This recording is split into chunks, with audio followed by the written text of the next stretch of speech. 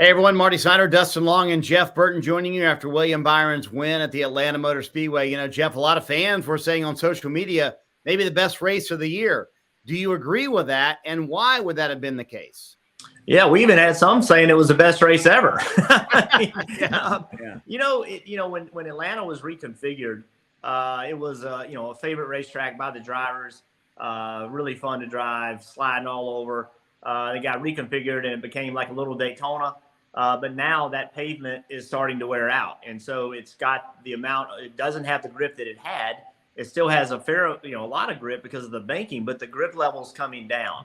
And so what we saw on Sunday night, reminded me of the races we saw in Daytona in the late 90s, early 2000s, where, I won a race there and I drove to the front without any drafting help because my car handled better than other people's.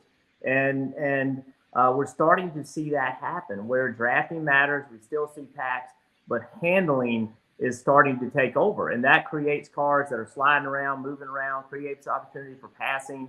We didn't see just double wide side by side without a lot of passing. We saw the opposite of that. So it's a little bit of a hybrid between a drafting style racetrack and the old Atlanta. We're kind of not in the middle of that. We're still more drafting than we are old Atlanta, but we're migrating toward the old Atlanta. And that transition that we're going through is going to be fascinating to watch, because when you go back there next year, why is it going to be better? Why are all of a sudden the car is going to drive great, right? It's going to be another several months on the racetrack. It's going to age that much more. And I just think it's fun to watch where drivers really have their hands full, but they're all really close together. They're not spread out like we see at other mile and a half. And it just creates a really exciting race to watch. Yeah, just the handling aspect, and it reminds me of what they used to talk about with Daytona in July, and just how that was such a handling race compared to the Daytona 500 because of the weather conditions. And so you have the handling, you have this track, which, the reconfiguration only, done a couple of years ago. And, typically when you have that type of work on the track and repave and things like that, it takes years and years before you really start to get good racing. And they found the right combination to allow these cars to do what they need to do, but also to be out of control and force the drivers to kind of really show their talent and have to get off the gas and not just be on it all the way around and be like slot cars. So I think that's one thing has helped. And I think, look, everything that happened in this race, think about this. This race didn't even go 300 miles. And, in this whole debate about, hey, does this need to be a 500 miler or a 400 mile or whatever? This was a race that went less than 300 miles. And nobody talked about how short it was because it was action packed all the time. And these guys were making these moves that just left you breathless.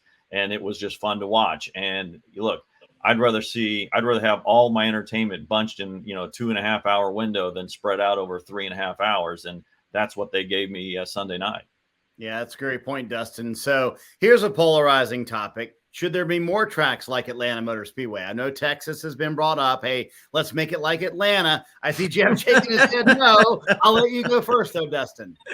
Well, I'll tell you what. I guess you have to look at what is the goal here. If it's about entertainment, then I think you look at doing something like this at a Texas Motor Speedway or something like that because of the entertainment factor.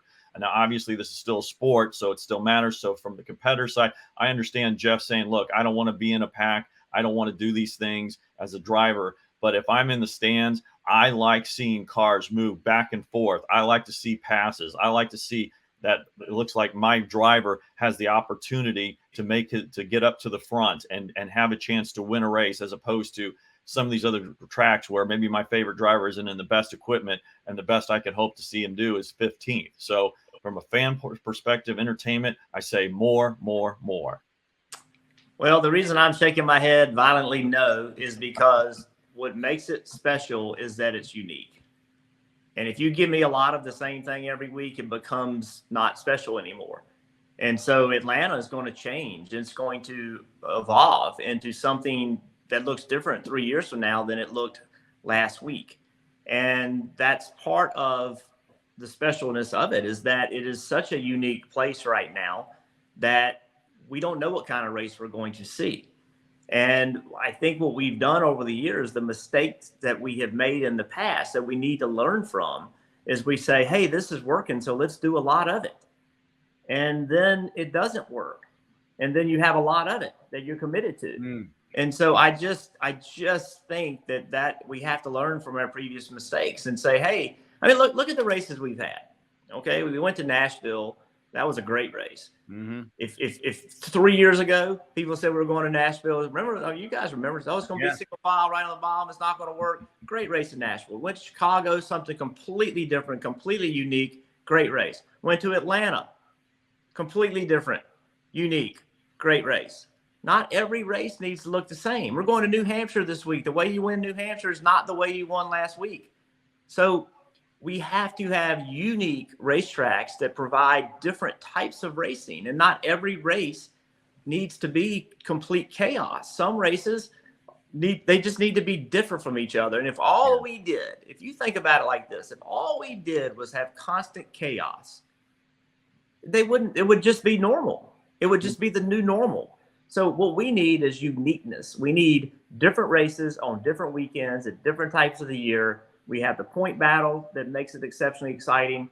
We have the drivers that are always going to be on edge.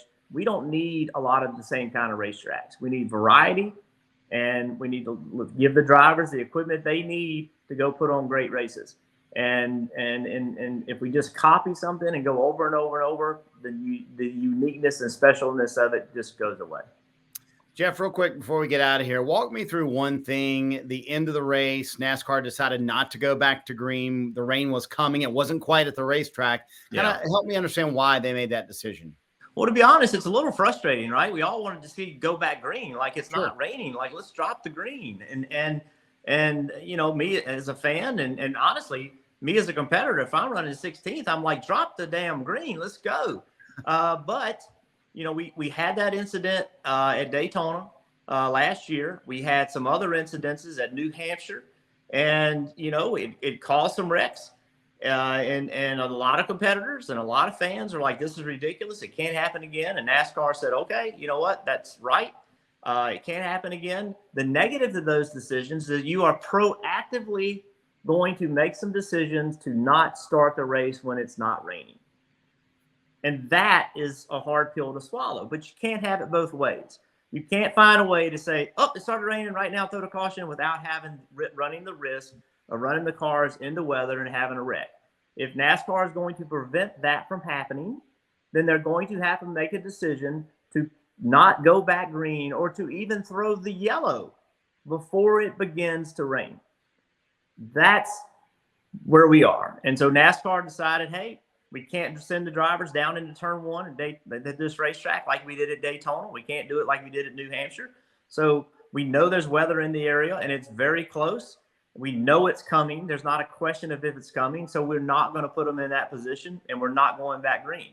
That's why the series of all those things happening is why that decision was made. And not everybody liked it. I get it. To be honest with you, I don't like it. But it's what NASCAR has decided that they need to do. I support that decision. I don't like that they have to do it. I wish there was a better way. But right now, I don't know a better way. If you're not gonna take the chance of having a wreck like we had at Daytona, then you're gonna have to be proactive, and that's what they did. Hi, I'm Parker Kligerman. For more access like this from Pit Road, be sure to click and subscribe to the Motorsports on NBC YouTube channel.